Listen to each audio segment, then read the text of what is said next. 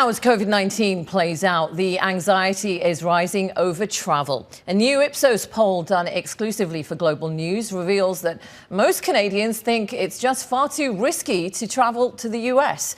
93% of those surveyed feel it's unsafe to travel to the US this summer. Nearly just as many feel the same about traveling overseas.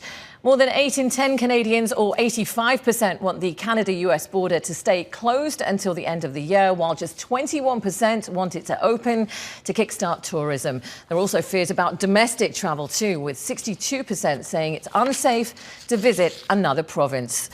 Well, Ontario is pushing ahead with its reopening, entering phase 3 of its recovery plan today. Restaurants and bars are open again, as well as gyms and movie theatres. The rules around public gatherings have also been eased. 50 people are now allowed to gather indoors, and as many as 100 people can gather in groups if they're outside. The new rules don't apply to Toronto, Hamilton, Niagara and Windsor-Essex near the US border. Those areas are still trying to lower the number of new cases.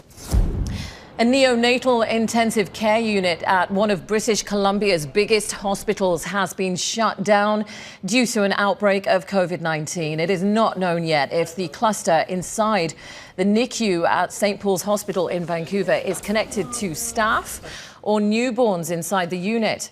Details about the number of COVID-19 infections have not been released yet either, but strict emergency precautions like wearing a mask are now in place for parents who are visiting their babies.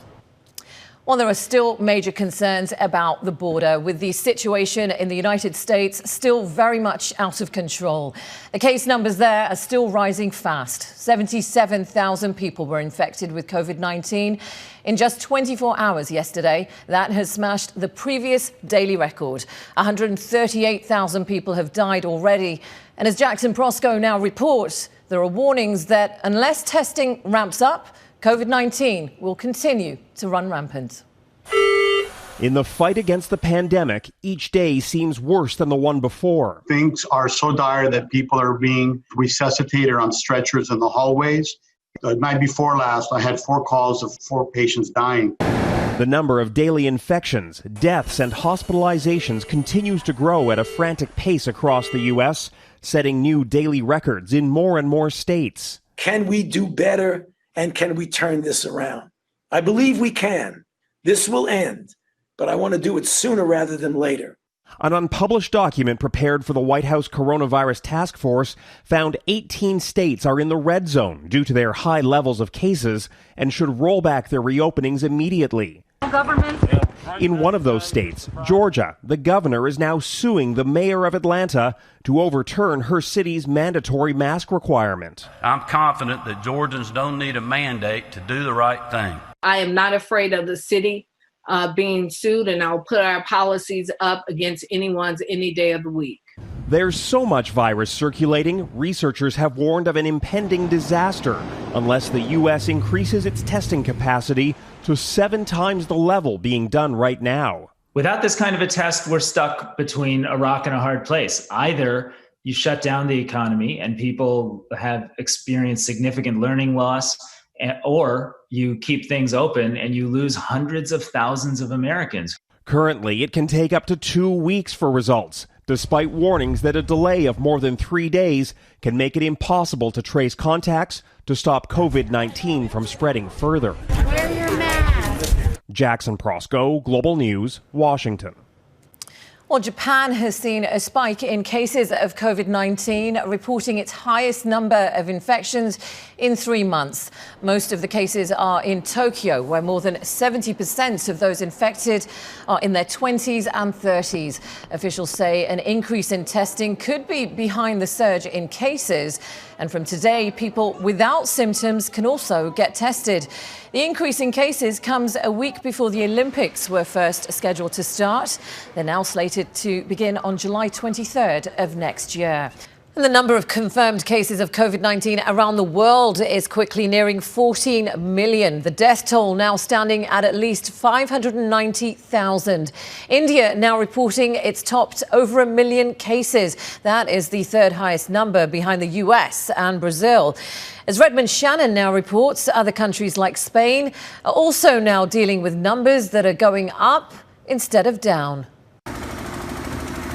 On Friday, India joined the United States and Brazil in reaching more than 1 million COVID-19 cases. 1.3 billion people live in the subcontinent, so the overall infection rate is relatively low, but it is rising fast and could be much higher, especially in rural areas. As the number were much more in the previous months, now the number of indoor hospitalized patients is decreasing in Delhi. But in the other part of the country, the number is increasing. India lifted its national lockdown in June. Since then, the virus has spiked in some states, with local lockdowns now in place. The country also struggles with an issue seen across much of the world. I see so many people without masks and I'm like, why don't they want to wear any mask? One apparent positive is that the death rate in India is much lower than in other countries, but experts are not sure why. In Spain, authorities are also imposing local lockdown measures. The country has reported its highest daily infection rate for 2 months. In London, British Prime Minister Boris Johnson announced plans to further ease restrictions. Instead of government telling people to work from home, we're going to give employers more discretion and ask them to make decisions about how their staff can work safely. Brazil reached 2 million infections this week, but the World Health Organization says the curve is levelling off. There's an opportunity here now for Brazil to push the disease down, to suppress the transmission of the virus, to take control. The power to take control is in the hands of President Jair Bolsonaro. He has yet to recover from contracting the virus, but continues to insist the economy is more important than controlling its spread. Redmond Shannon, Global News, London.